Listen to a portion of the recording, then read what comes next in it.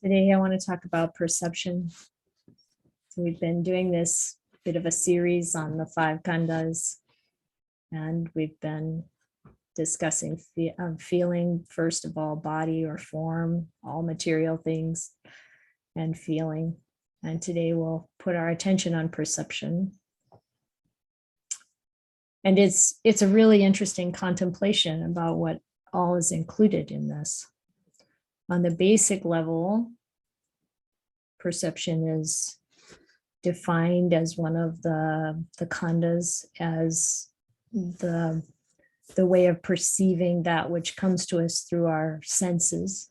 And it's the 6 sense bases, not just the 5, not just the forms we see and sounds and odors and tastes and the things we touch, but also mental phenomena, what we do as far as perception goes with what we think.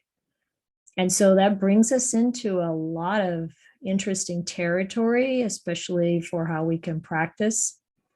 So at that very basic level, we perceive and distinguish colors and shapes, and whether we're hearing music or birds singing or the sound of a jackhammer or whatever it is, we perceive those things. We can distinguish different things. And then the way perception works, sometimes we misperceive something. You feel something brush your skin and you might think, oh, it's a little bit of wind, or it's some piece of your clothing. Then you find out it's a spider and you have a whole different reaction. And so perception plays a really big part in our moment by moment experience. And we also, as we look at this from the perspective of its place, perception's place in the 5 khandhas, the Buddha said that we can't really separate it cleanly from feeling and consciousness. And in particular, you could see this in the suttas, in either the Buddha or Venerable Sariputta talking about this. There's one place in the Middle Length Discourses, number 43, called The Great Classification, where Mahakotita and Venerable Sariputta are talking, and it's pretty interesting exchange. And when they talk about perception, it's described as what we, when we perceive what we feel, and then we cognize what we perceive. So this idea that feeling and perception and consciousness can't really be cleanly dissected to see the difference between them. They're very interwoven, intertwined. There's the basic things we perceive, as I said, with just the characteristics or qualities of what we come into contact with. But then we have all of these other values that we add on. Our perception includes, what we think of people, how we perceive ourselves. With animals, we might perceive an animal. One person might perceive an animal as a friend. Another one might perceive it as a pest or a meal.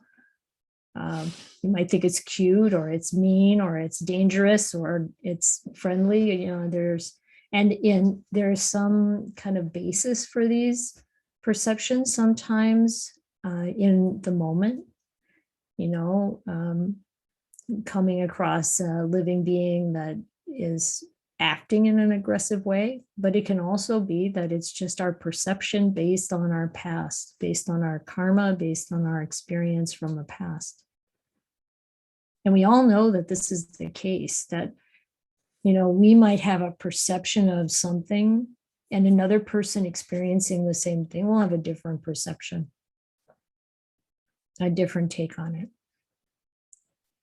And the thing that is important about perception is that it really is fundamental to our development. So there's a sutta, it shows up in different places in the suttas, but there's a sutta in the Anguttara Nikaya in the Book of Fours. It's number 179. The title is Nibbana. And there, Venerable Ananda comes up to Venerable Sariputta, and he asks him, why is it that some sentient beings get enlightened and in this present life and others don't?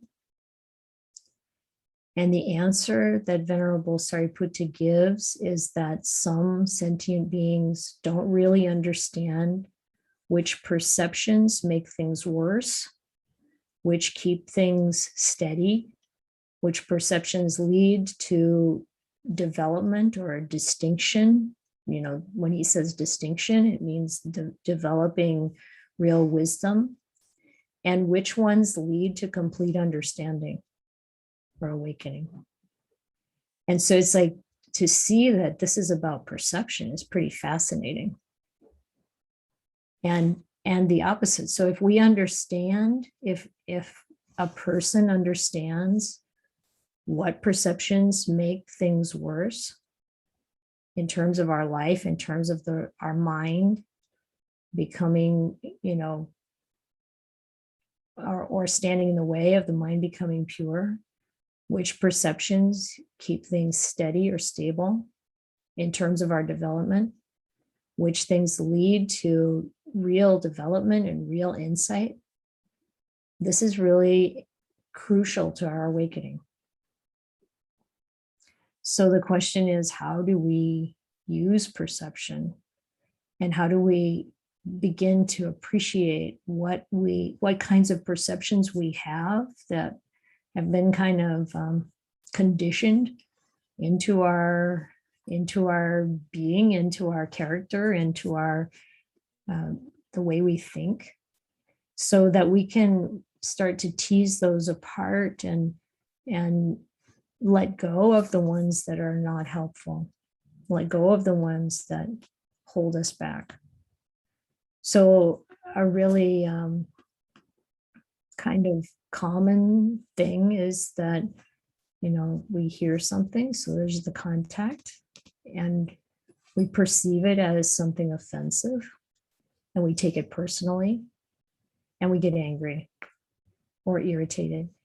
This is really a common experience for anyone. We've all had that experience. And then if we start to practice with that and we start to pull it apart, and we can look at, okay, when I'm hearing this is my perception of it. And to realize that perception is impermanent, it's uncertain. It's not for sure. Like I said, someone else might hear the same thing and they won't have the same perception. If we take it personally, we're already well down the path of thinking, first of all, what do I think of me as a person? That, we've got this idea of a self, an abiding self that has certain qualities. This is all perception that has certain qualities and is right now being degraded or disregarded or in some other way offended. And we take that to be an actual fact, when actually it's really our perception. Now, what happens, if someone is, intentionally wanting to put us down and saying things that are harsh, that's really, if we look at this from the perspective of the Dhamma, that's their problem. It doesn't have to be our problem. And that's where we can start to see our perception. We can have a perception of, how other people can emotionally affect us. Or we can tease that apart and recognize that I can cultivate or take up the perception that whatever other people are saying or doing is really not about me. has nothing to do with me. We can learn from it, but we can use that perception. So how can we like work through these kinds of things where we have anger or irritation, or we have a grudge against someone?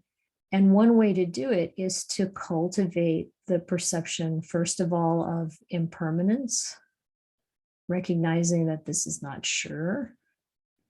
And then we can also cultivate the perception of this person's good qualities, reminding ourselves, so we look at the person differently, thinking about their good qualities, instead of thinking about, well, they said this to me, they have this opinion of me, or they're judging me, or whatever it is that's there.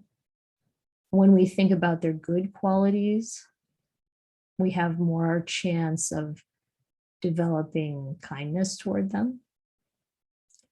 And this is cultivating a perception of kindness.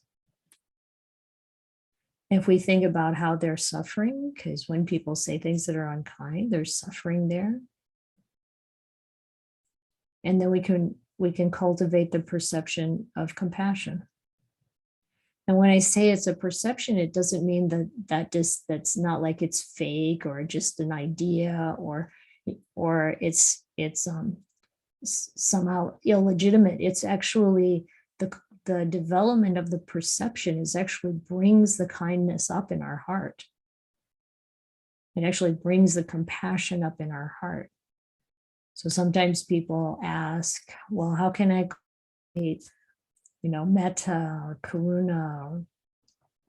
Or, I say the phrases, but I don't really feel it. And one way to begin to feel it is to really put our attention on the good qualities of whatever we might be focusing on.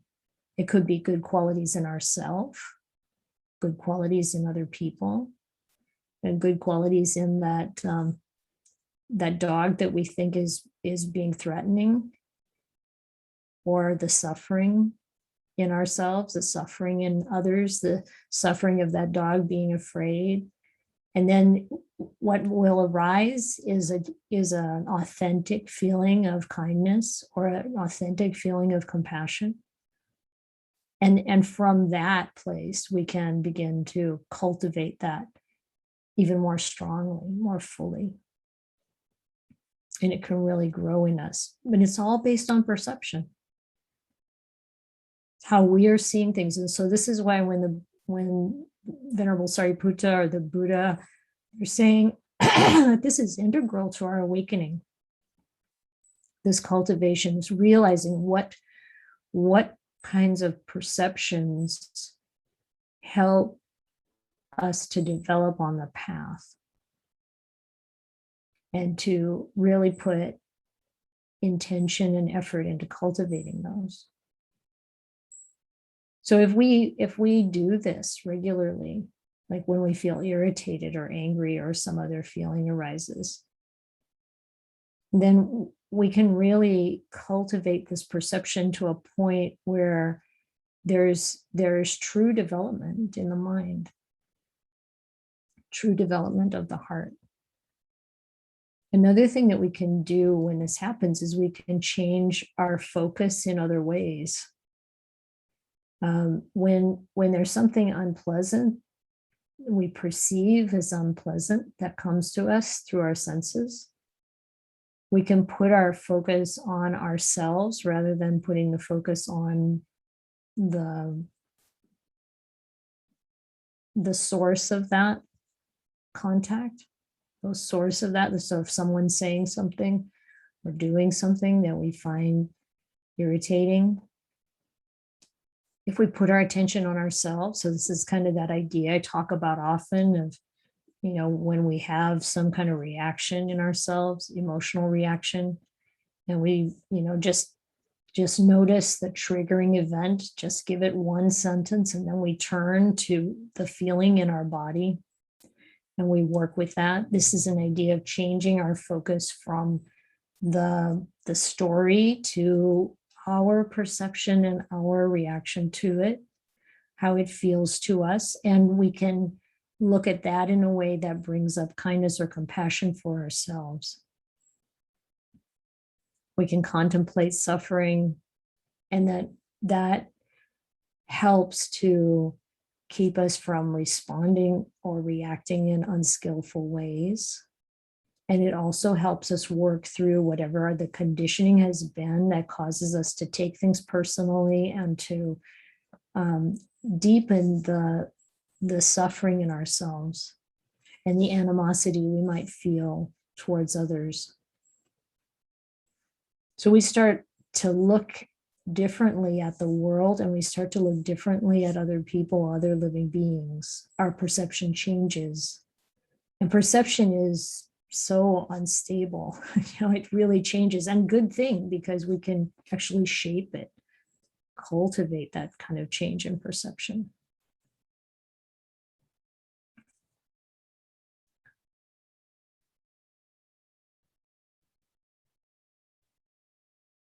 There's a place where the Buddha is giving advice to his son, Rahula. This is in the Middle Length Discourses also, number 62. And he tells Rahula to develop meditation on the perception of impermanence. Just that perception of impermanence, that all things in the world are impermanent. And he said, when you develop meditation on the perception of impermanence, the conceit I am is abandoned. It will be abandoned. So this whole idea of this solid, everlasting self, that eventually falls apart. And then we're really free from the suffering, all suffering. So there are quite a few different perceptions that the Buddha encouraged us to develop. You can find whole lists of them in various places in the suttas, like developing the perception of unattractiveness. So if we feel drawn to something and there's clinging to something, we can look at the unattractive side of it. I mean, in the most potent probably example of that is if we're attracted to someone sexually that we should not get involved with. The most powerful way to counteract that is to look at the unattractiveness of the person, of the body in particular. It might seem very alluring on the outside, but you think of it without the skin, and it's not so compelling anymore. The Buddha encourages developing the perception of death. So really reflecting on what it's like to die, and the fact that we will all die and we're not taking anything with us in this world. So we start to let go of attachment and clinging, whatever kind of desperation we might feel or anxiety about what's happening to the material things in our life. And that's a big step already in the practice. And then we move further into the practice when we're working with our mental states. The perception of impermanence, the perception of non-self, the perception of abandoning or letting go of things, a kind of a perception of renunciation, what it's like to abandon our habits, perception of dispassion or losing the clinging and craving that we experience, the perception of the cessation of things, the ending of things, and the ending of our own suffering.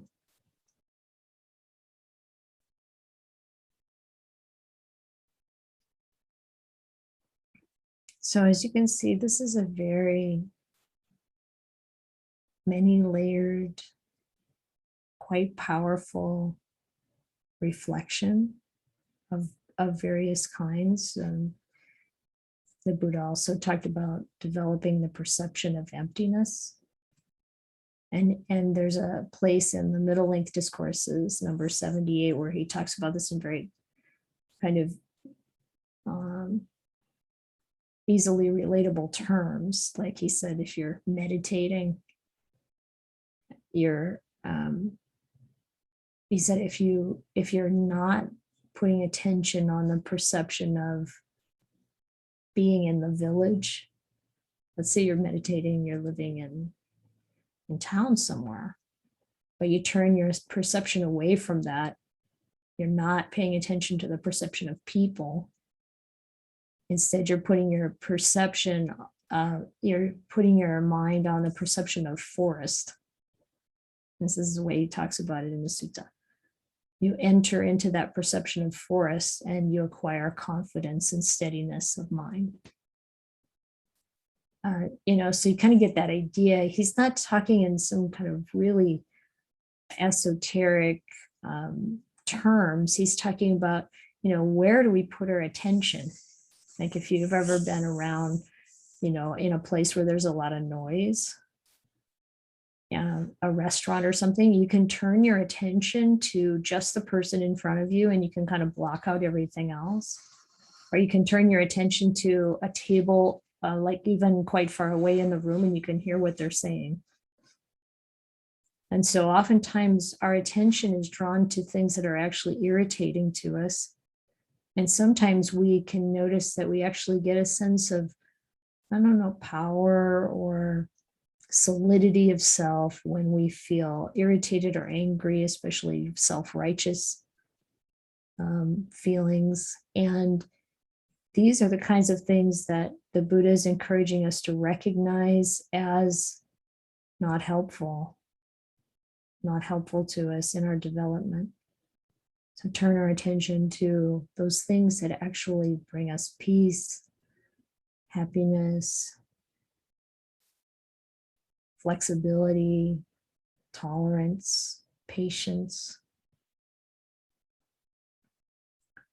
And our perceptions can change so easily. It's useful to look at the times when we see that happen in ourselves. We can have a perception of ourselves and then shift our thinking a little bit and have a different perception of ourselves.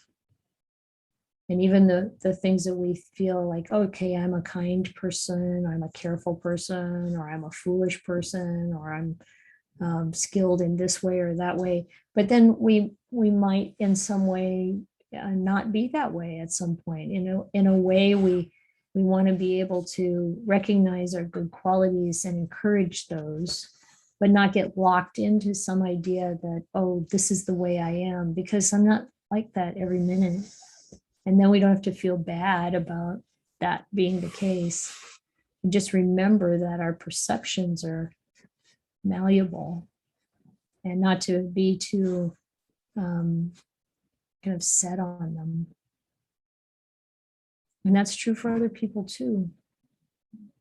As we look at other people, being open to the fact that they're changing all the time and our perceptions of them are not the whole story. When we look into the past and our memories, it's our perceptions of what happened in the past. They're not fully reliable. And any perceptions of the future, our ideas of what will happen, is totally not solid. Like we can have a lot of worries, understandably. There's a reason for having concerns about something like climate change, but we don't really know what's going to happen. It's if we remember that there is uncertainty there, then we can live in a more productive way, and we can be happier and more at peace. And it's not about blocking out the facts of things, but to know that the perceptions we wrap around things, the things we imagine, are variable. They're not reliable. And even in the present, what we choose to perceive, what we choose to pay attention to, really changes the experience that we have.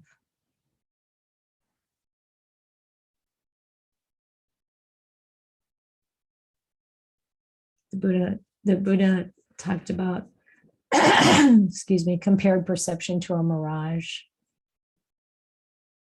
So really have that sense of, not that it's not really true or helpful to be believing that our perceptions are actual fact.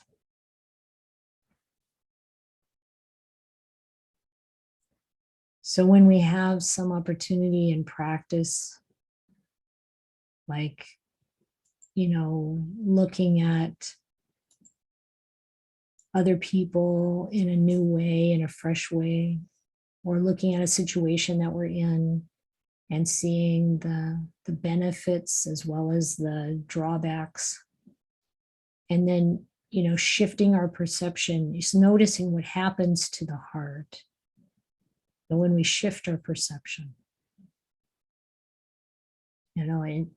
we can feel like maybe we might have some feeling of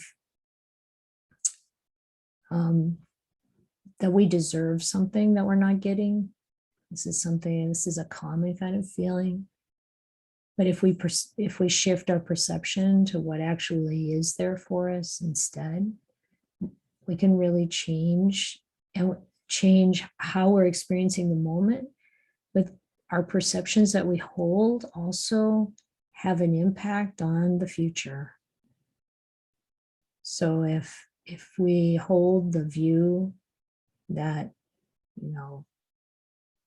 we don't get our fair share, for example. I don't know if you know any people who kind of go through life feeling like they're shortchanged all the time, even if there's a lot of evidence to the contrary, but it really affects their life as they go on. We actually are behaving from out, based on those perceptions, and it really changes the way that we are presenting ourselves and the way that the people around us respond. So it's a valuable practice to reflect on how we perceive things and how we might change those, to notice, is this perception helping? Is this helping me become more free, more clear about the way things actually are? Or is this holding or perpetuating a pattern that is counterproductive? And usually when we focus on the negative things about ourselves or others, it's not helpful. It holds us back. Shifting to something that's based much more in kindness, compassion, and tolerance is helpful. And it really changes how we behave.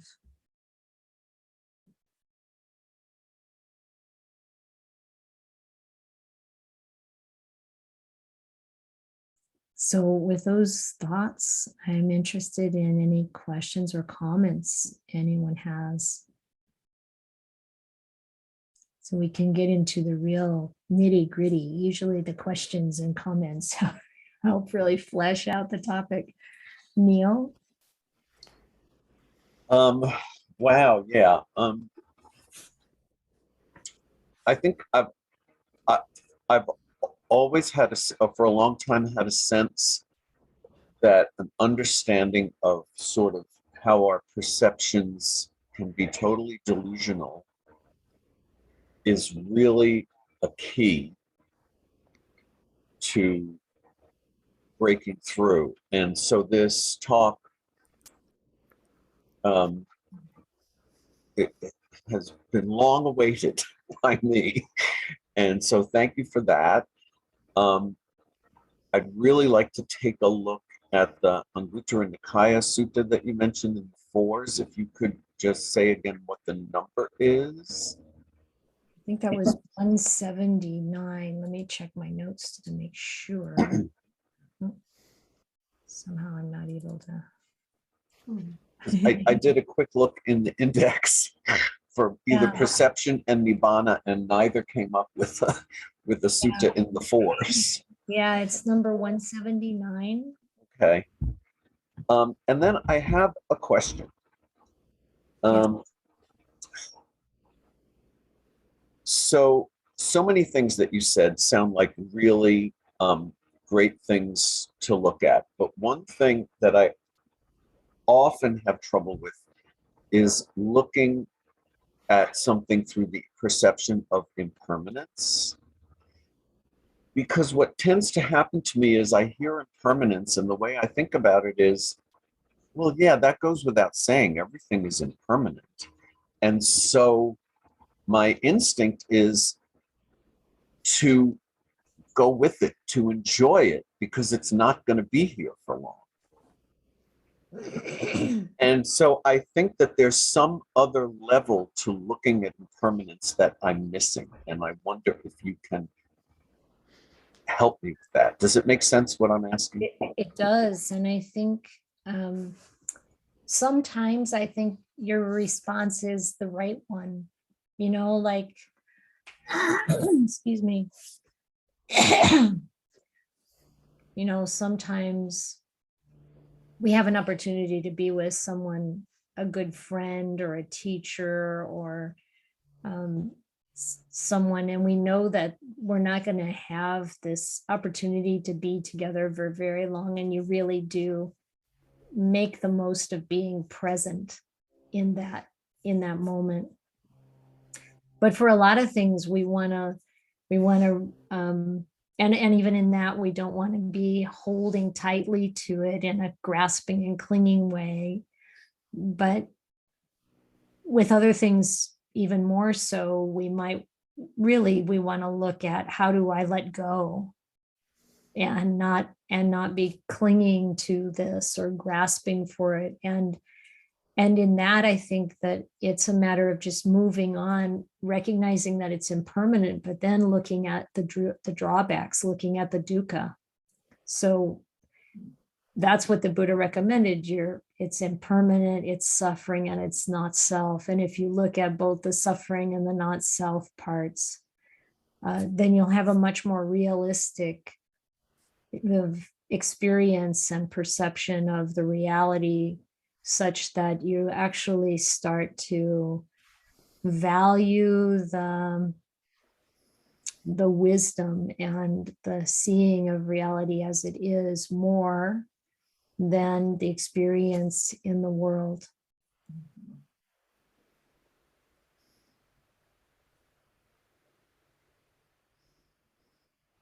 Yeah, as you're speaking in my mind, I'm trying to apply like some specific things that I don't really want to say out loud. And I'll have to maybe sit with that for a bit. Thank you. Yeah, you're welcome. Thank you, Neil. Denny?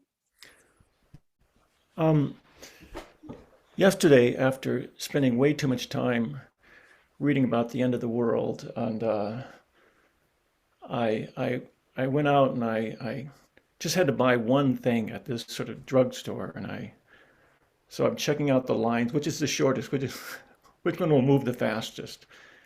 And I have no place to go really. I have all the time in the world. But I picked what I thought was the shortest line. It turned out to be the worst line. And the woman in front of me with a young child was just buying one thing also, but then it turned into sort of a disagreement about how much it cost. And I just found myself beyond irritated and just like, why is this happening to me? And I thought like, okay, this is an opportunity to check out what's going on with me. And I could not let it go. I went into the story of who this woman was, and the cashier of like, and I think I'm hiding this so well, but I'm not doing well. And then the woman turned to me, the one who was buying something, and she said, "I'm sorry." And I thought, I'm not hiding this well. And and I didn't really think of it until now. This talk is so good because I felt now such compassion for her because she was struggling, like negotiating the price of something that cost less than $5.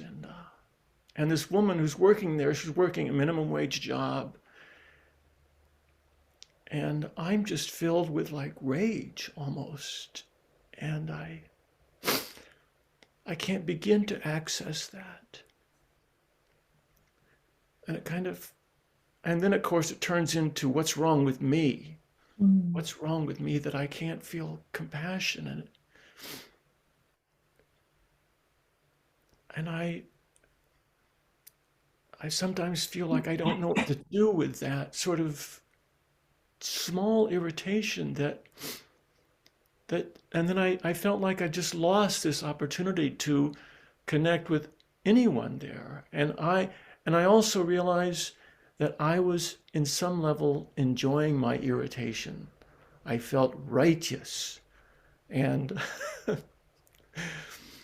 and as the further it went on, I think the more I then began forming of like, oh, this is going to be a really good story of like how it took 10 minutes to buy this for this woman to buy. And I'm right now, I'm sort of caught in, I don't know how to live in this world sometimes. That feels like it's just, I do better if I'm just here alone. But once I go out there, I'm confronted with me, and I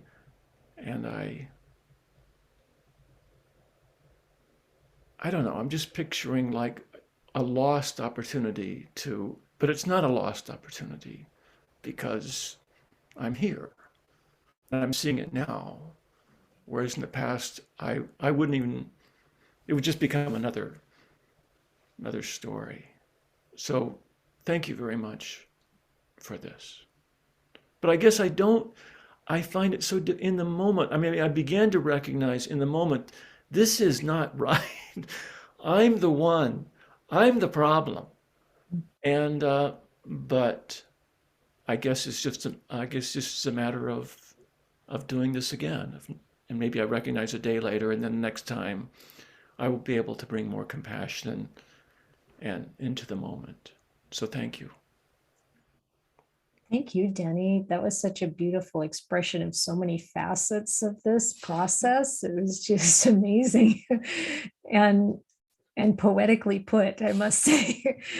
And the one thing I really want to bring our attention to is that tendency to, once we shift away from blaming others, we blame ourselves, and that this too is just conditioning and a misunderstanding of what we are and who we are and what we're not, and that this too is worthy of compassion, as much compassion as anyone else is worthy of, and to really see the truth that we're all conditioned process. That's what we are. So that conditioning from the past, and then if any of you are like me, then you may have gone through a phase of being angry at those who put that conditioning there. Some belief that was done to me, which is also a misperception, and recognizing that, yes, we are affected by other conditioned processes, and not to blame the living beings associated with that either. That we Right. can have compassion on all sides of it, and take a deep breath. And like you said so well, next time it might be a little easier to come to this a little bit more smoothly. I think there's some sense of when I read the news, I feel this real sense of powerlessness, and Mm, that I have no way of affecting the world, and yet I'm was presented very clearly with a place where I do have power in this very that's feels like that's the way to change the world, is to mm. change me, to be more compassionate, and the rippling effect of that. And also to really engage in our wisdom and cultivate that purity of mind, because then we stand in a position of power no matter what's happening in the world. We're standing not in a personal power, but in the power of the Dhamma. That we know that everything's impermanent. We know that things are going to continue to be a total hot mess in the world that's not going to change. We get one version of it and then we get a different version of it, but it keeps coming the same way. We think, oh, right now it's worse than it's ever been, but that's the perception every generation has had. And yeah, it's all going to keep changing and being out of control. So if we identify with the world, then we feel powerless. Mhm. If we identify with the Dhamma, we're solid. Thanks. Thank you, Tammy. Kate. Yeah, first I'd really like to thank Denny for what he just shared. That felt so authentic and real and true to me. And I really sensed you speaking, Denny, from the bottom of your heart. And that's just such a privilege when people do that. So thank you. Thank you. And I've been there too. I've been in exactly that situation. So I appreciate your words. My question is, I'm wondering if you could say a little more, Ayya, about perception as one of the khandhas, and also view in Buddhism. And I'm thinking of wise view here, or unwise view, and the Noble Eightfold Path. And also, and the third piece was also the relationship with Pana, with wisdom or discernment. How do those three fit together? Some thoughts on that. Thank you. Thank you, Kate. So there's right view, and that's in accord with Dhamma, in accord with the way things actually work. And there's wrong view, which is not in accord with Dhamma and the way things actually work.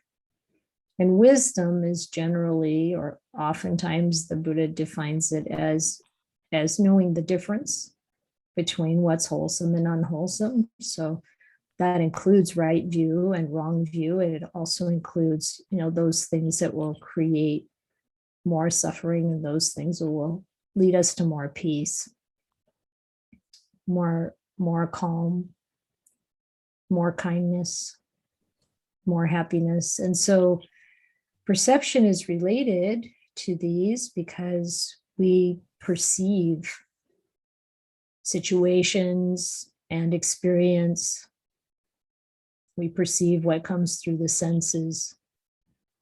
And as we develop our understanding and our wisdom deepens through these practices. I mean, this is one aspect of it where the Buddha is encouraging us to develop perception in accordance with the Dhamma, perception of impermanence, perception of suffering. The four main ways that we misperceive are: we think something's permanent when it's not. We think something's happiness when it's actually suffering. We think something's self or belonging to self when it's actually not. We think something's beautiful that's actually ugly. These are called the vipallasa. And those misperceptions are wrong view, and they're related to wrong view, and they're also, when we see through them, that's another aspect of wisdom, of panya. So all three of these things that you mentioned are very closely related. And it comes down to the simple sorting, the discernment of what leads to happiness and peace, what leads to suffering and stress. And the Buddha was brilliant. He was able to identify all these aspects of reality, of the way we experience things, and to be able to make this clear distinction. You're going towards nibbana or you're going away from it.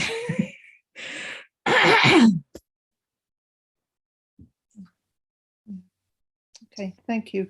Do you happen to know the sutta in which the 4 misperceptions, because I've read them, do you happen to know which sutta it was? I'm sure it shows up in many places, and I don't know a reference offhand. Okay, no worries. If you look at the Vipallasa, yeah. Do you have a way of searching Yes. the canon? Okay. If you look for, I'm sure you'll be able to figure out how to find it. Yeah. It shows up in quite a few places. You can even look that one up in Wikipedia and it'll pop up. Just ask Google. Now Google knows a lot about the Dhamma. Sure does. Thank you so much. You're welcome. Memo. Thank you, Ayya. I was thinking about perception, and when I read Ayyan Panyawado's biography, something that struck me is that he defined panya, going back to the Pali lessons, panya as memory, not only as perception. You mean sanya? I think it was panya. Panya is wisdom. Yeah, sanya, sorry, sanya. Yeah, sanya. Yeah, perception, memory, yes. perception as memory. Yeah, so it was kind of puzzling because you used a couple of times the term conditioning, but memory also makes sense, but it's kind of puzzling to think about it as perception at the same time as memory. Could you elaborate on that? Yes, when I have had that experience too of talking with Ajahn Panyawato about this. And the way I take it in is that, when you're looking at these 5 collections, these heaps, which are the khandas, then some things get placed in different heaps or buckets. And then memory going into this perception bin, you might say, or pile, makes some sense, that this memory is really all perception, because we don't remember, I don't think we probably remember anything accurately. What the scientific research shows is that we file memories of an instance along with our experience of it in the same place. And when we recall it, we can't make a distinction between what actually happened and our perception of what happened. So we might have in the moment, heard something, seen something, and something gets triggered in our mind that brings up some idea about it, which is, figuring in on our perception. When that gets stored and we recall it, it's still got that coloring, that perception along with it. So you can see how tied to perception memory is, or really, really completely corrupted by it in a way. We I admitted that I think I'd be the worst possible person to ask what happened in a crime, what the person looked like, or what color the car was, because my memory doesn't keep track of any of that. And it's the perception, you know. So that's how I see it. I'm a little bit more simple-minded. So I like the description of it. I don't remember who talked about it, but they were saying like, okay, so we have this bell, right? And we all know it's a bell because we live in this world of Dhamma stuff. So we see this and we go, oh, it's a bell. But someone who has never seen this before is like, oh, it's a salad bowl. And so like our memory of this and our perception of this is, oh, I've seen this before. I know it's a bell. Someone who's never seen it before, has no memory of it, is like, where's lunch? You know? So that's how I make sense of it. Yeah, that's great. Sometimes when I've walked for alms with my alms bowl, and the one I have has kind of a crocheted like cover, and people like, what's in the basket? Is that a little drum? We get a little drum sometimes. Do you have some goodies in there that I can have? People are like, oh, no, it's supposed to work the other way, people. It's funny. But yeah, perception plays such an important part of our experience. Yeah, thank you, Ayya. Thank you both. You're welcome, Emma. Any other comments or questions? Anything from here?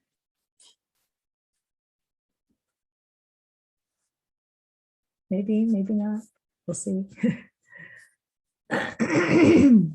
Shall we meditate? Yeah, let's meditate. Okay. Find a comfortable position.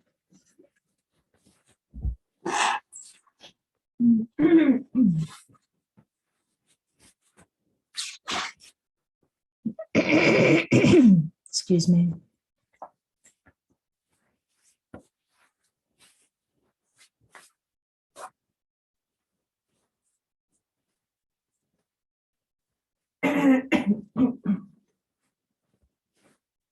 One of the perceptions that the Buddha talked about is the perception of breath.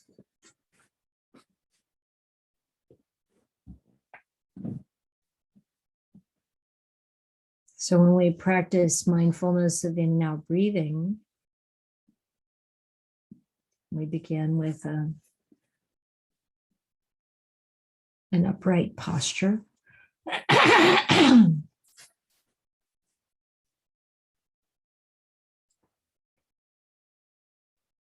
We begin with an upright posture and relaxing the body.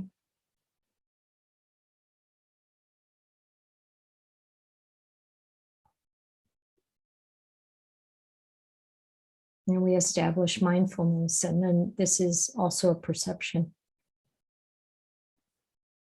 And we perceive our ability to be present and aware.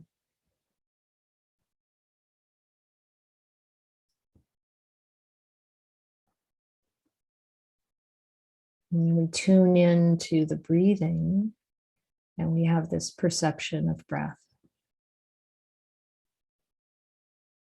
Because everything that we notice and think gets filtered through perception.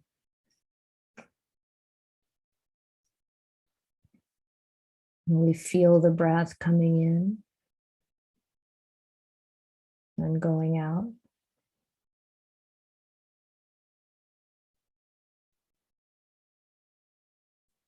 We might perceive the in-breath filtering through the whole body, spreading through the whole body. We can perceive the out-breath as helping the body to relax.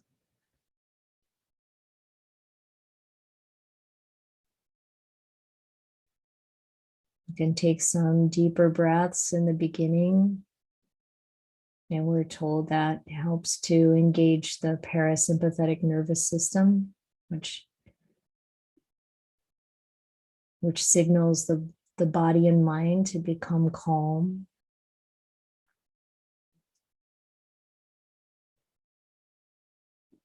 And we have this perception.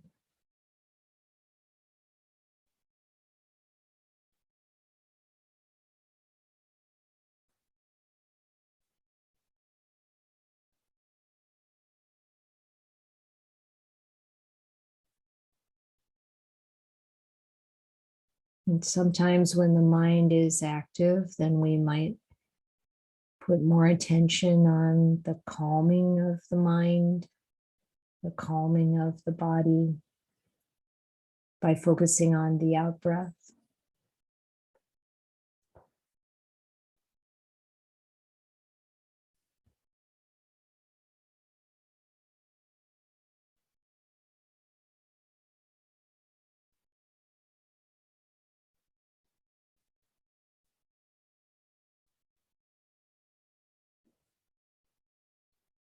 We might need to sort of say to ourselves in breath or out breath, to be able to really focus and let go of all other input.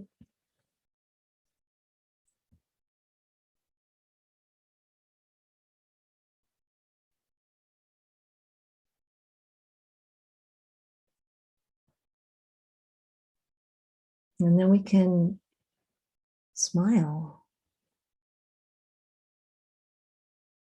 cultivate the perception of kindness and warmth for ourselves and for the world around us.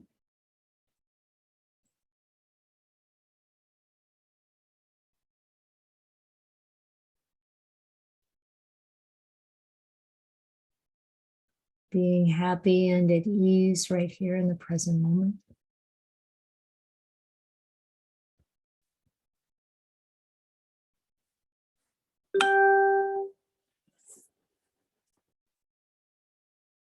Concerned about anything else.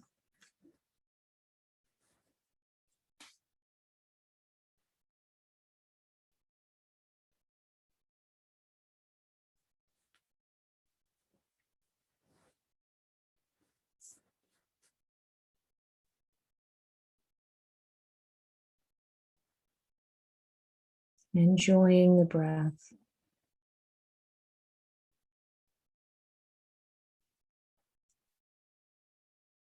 Or maybe it's not a comfortable breath, and we can see if we can invite more comfort, how we might change the breath or change our focus to that which brings more peace and more comfort, more awareness.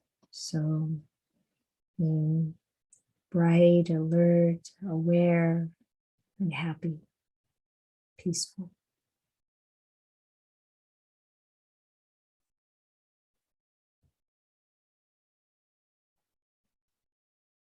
I'm just noticing how this feels in the body. Are there sensations in the body that are pleasant, that come with relaxation, that come with turning our attention inwards?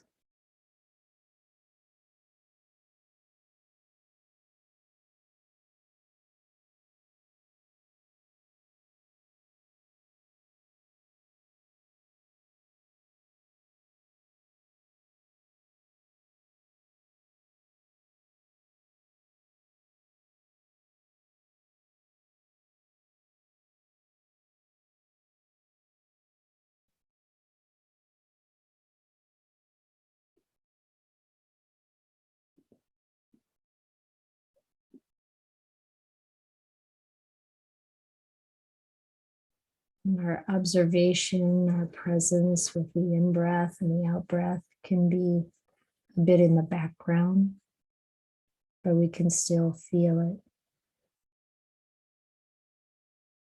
The feeling of breathing in, the feeling of breathing out. And with our immediate attention also on pleasant feelings in the body. Warmth, maybe some gentle or subtle tingling, a feeling of fullness, something that is pleasant or joyful, is arising in our body. It's a mental feeling, but it presents itself in the body.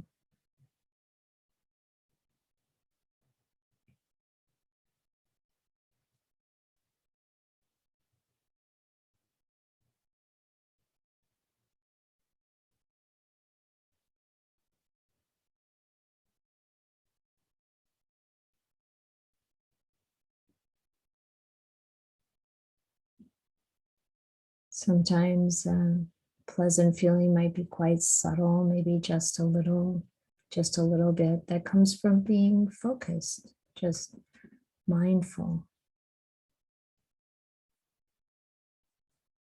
Sometimes this kind of pleasant feeling can arise when we're doing other things, like writing or singing or running.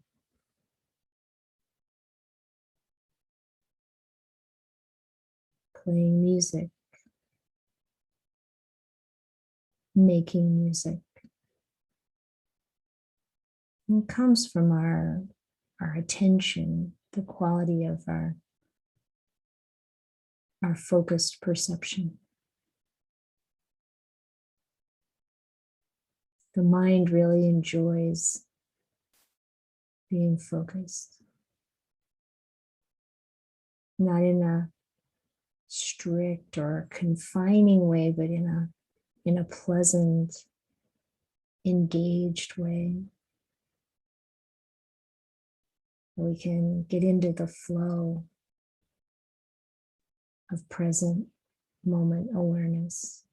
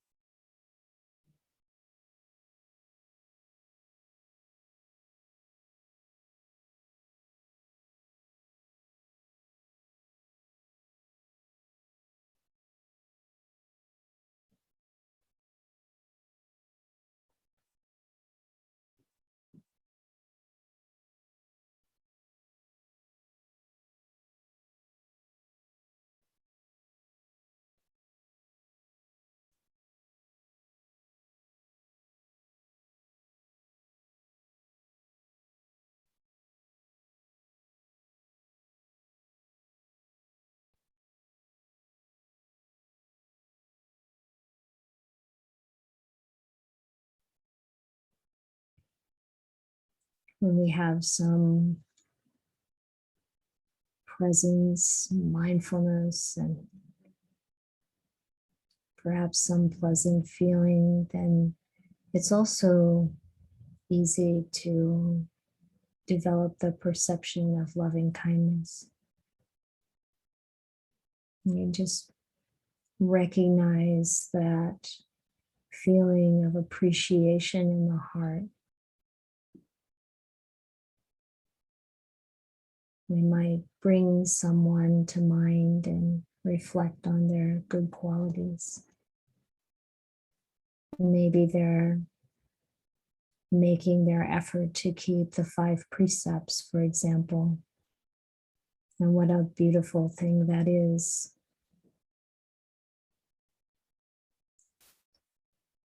We can reflect on the good qualities of our friends or companions. our friends of the four-legged type or whatever type,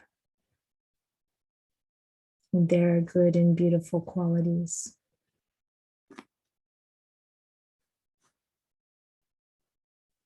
And a kind of pleasant, happy, caring feeling arises in the heart.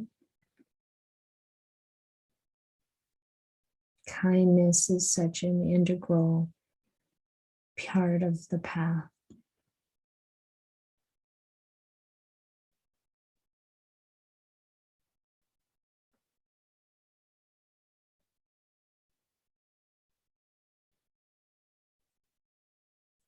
And it is strengthened through the way that we place our attention and develop that perception.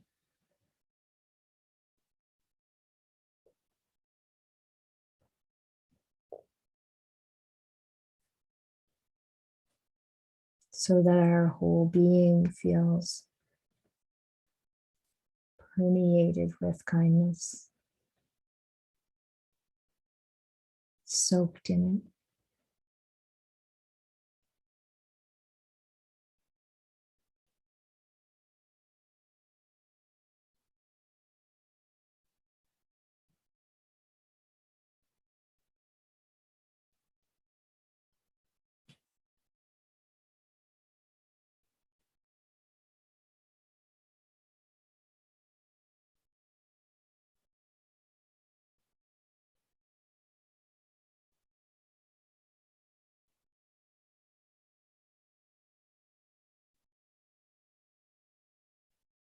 Feeling the happiness and joy of kindness.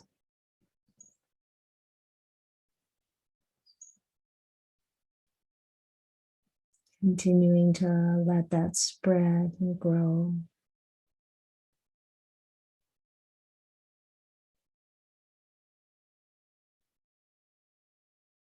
Including ourselves in that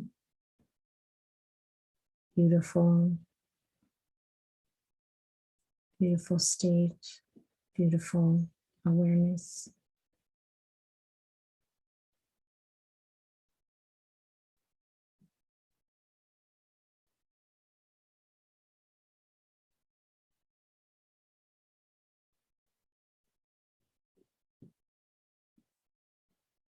And we can still use our awareness of our breath to strengthen that sense of metta, of kindness, that perception.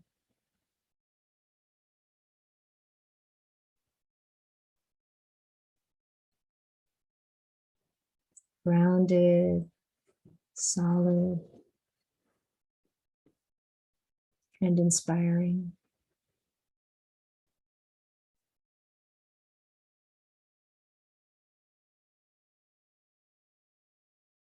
Filling our entire being and all of the surrounding area with that beautiful state of kindness.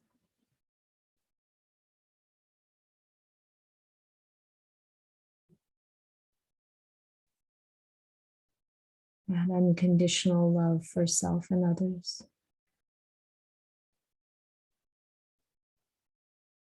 Not needing or wanting anything.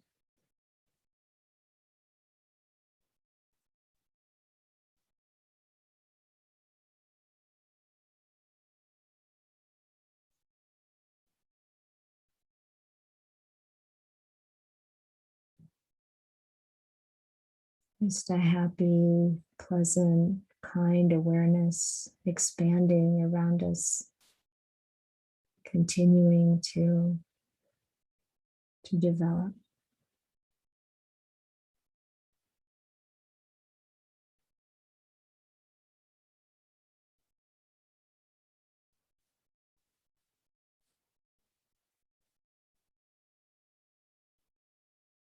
Going beyond any limits.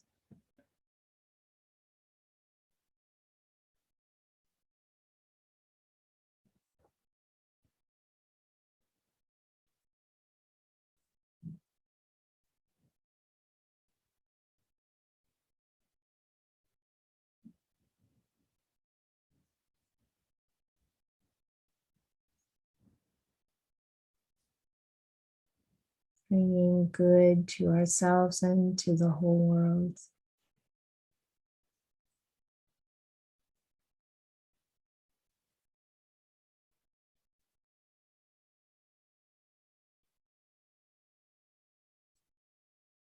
Acknowledging what's good in ourselves and in the whole world.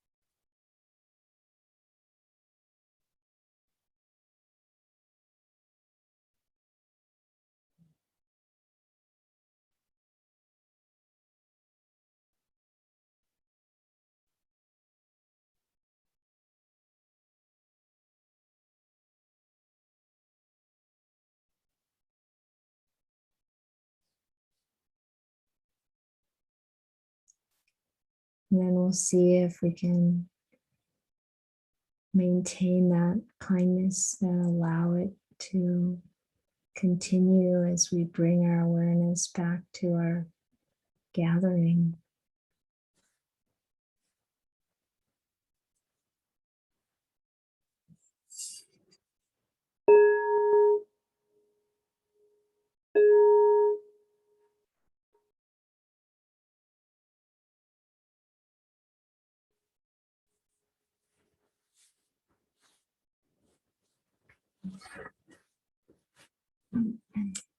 Well, thank you, everyone.